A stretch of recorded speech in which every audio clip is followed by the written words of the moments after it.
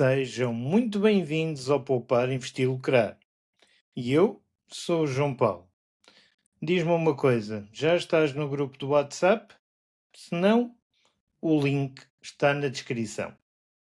Há uma pergunta que muitos imigrantes fazem em silêncio. Vale a pena investir em Portugal mesmo vivendo fora? E digo-te já, não é uma pergunta simples.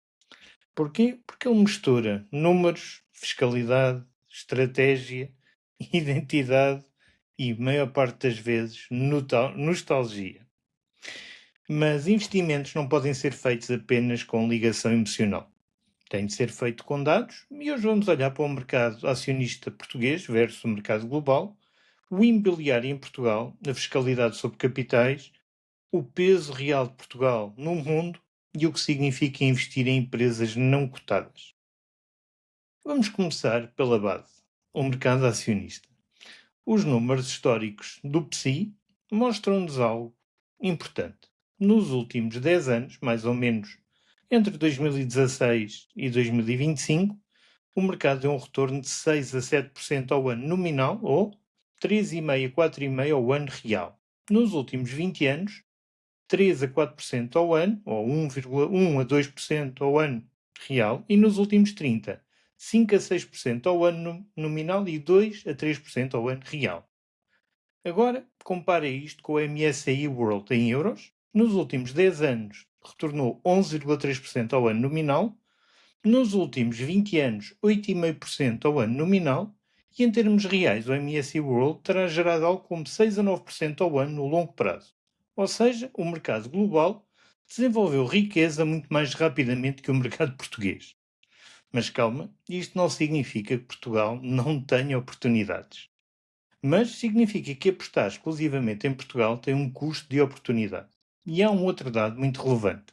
Portugal representa cerca de 0,1% da capitalização bolsista mundial. E agora vamos passar ao imobiliário. Desde 2009 até 2025, o índice de preços da habitação subiu cerca de 2,7 vezes. E isto traduz-se numa valorização média nominal de 6 a 7% ao ano, se considerarmos os últimos 20 anos, incluindo a crise pré-2008. A média ronda 5 a 6% ao ano nominal, juntando a isto um rendimento bruto do arrendamento, que serão entre 3 a 5% a mais ao ano. Teoricamente, um retorno bruto total entre a casa entre os 8 e os 10% ao ano, nominal antes de custos. Em termos reais, descontando a inflação média, 5 a 7% ao ano, antes de impostos, manutenções e vacâncias. Isto é relevante, mas não é garantido e há riscos. Uma gestão à distância, alterações regulatórias, fiscalidade diferente e custos operacionais. E aqui surge uma questão que eu acho que é crítica para ti. Tu estás a comprar como investimento ou como um plano de regresso? Pois são decisões completamente diferentes. Agora, muitos imigrantes também olham para o PPR, mas há um problema técnico. Sem benefício fiscal em Portugal, o PPR perde grande parte da sua vantagem. A taxa padrão sobre os rendimentos de capitais em Portugal está nos 28% e mantém-se assim, com pequenas variações, há mais de uma década. Em períodos de inflação elevada, como 2022 e 2023, isto significa que o retorno real líquido pode ser significativamente comprimido. Se tu resides noutro país, tens de perceber como é que são tributados os dividendos, como é que são tributadas as mais-valias e se existe uma convenção para evitar dupla tributação. Sem esta análise, tu podes estar a reduzir o retorno líquido sem estares a perceber de que forma.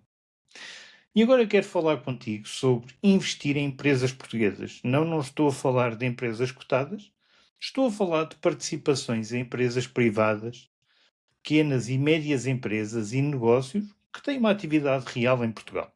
Aqui o racional é totalmente diferente.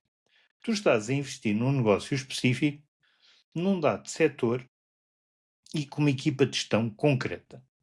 O potencial retorno pode muito bem ser superior ao do PSI. Mas atenção que o risco também é superior. A liquidez é muito baixa ou quase inexistente. E a transparência, ela depende muito da estrutura societária. E sair desse negócio pode demorar anos. Este tipo de investimento ele pode fazer sentido se tu já conheceres o setor, se conheces os gestores ou a equipa de gestão e se tu tiveres um horizonte longo e aceitas riscos elevados, ou melhor dito, elevadíssimos. Até porque os negócios em Portugal, tirando várias exceções, acabam ao fim de 5, 7 anos. Portanto, muito cuidado. Mas se tu vives fora, tu já tens uma exposição indireta a Portugal. Seja pela tua família, seja por uma possível herança, seja até por um património emocional ou até um eventual imóvel. Concentrares ainda mais o risco no mesmo país aumenta o teu risco específico, já que a diversificação geográfica é um dos pilares do investimento moderno. Não te esqueças disto, que é muito, muito importante.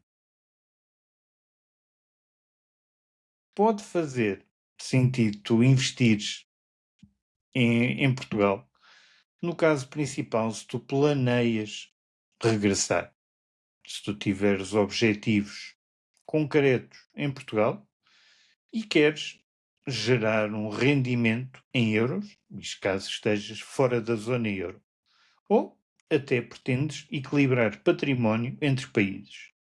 Mas pode não fazer sentido se tu já tens uma exposição elevada, o país onde reside pode oferecer-te produtos mais eficientes ou se a decisão é meramente emocional, não o faças.